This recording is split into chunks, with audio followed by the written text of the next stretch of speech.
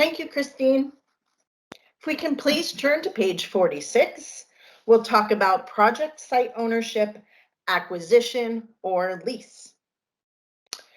Now, we recognize a project site may include multiple land parcels with different situations. The instructions cover requirements for each parcel, recognizing projects may involve a combination of these. 1, the applicant owns the land. 2, the applicant is proposing to acquire land.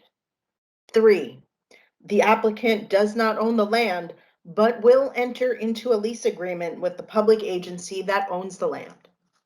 And 4, the applicant does not own the land, but will construct the project and then immediately, upon completion, turn the park site back over to the landowner, who must also be an eligible public agency, and they're going to carry out the operation and maintenance and ensure public use.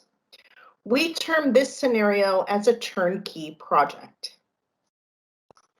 If your project is on land that you own, you'll simply provide a copy of one of the documents outlined in number 1 here on page 48, such as a copy of the deed that clearly demonstrates the applicant owns the land. If you're proposing to acquire land to become the landowner, we ask that you submit the items outlined in number 2, which are a county assessor's parcel map, clearly identifying which parcels will be acquired, and a letter from the willing seller indicating the intent to sell the property contingent upon a grant award. I want to point out a very important point about projects involving acquisitions here. The land sale price cannot be higher than fair market value. State funds cannot be used, even in part, to acquire property above fair market value. So an appraisal will be required before a grant contract can be issued, and this is to confirm that fair market value. Now, for projects where the land will not be owned by the applicant, which was scenario number 3 and 4 here, please follow the lease and turnkey agreements document on the program website under technical assistance.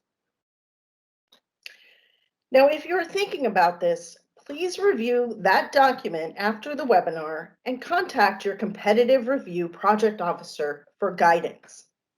In addition, please make sure to attach a completed checklist found in that lease agreement and turnkey agreements document, and send that along with a draft of a signed or just the draft of the lease agreement.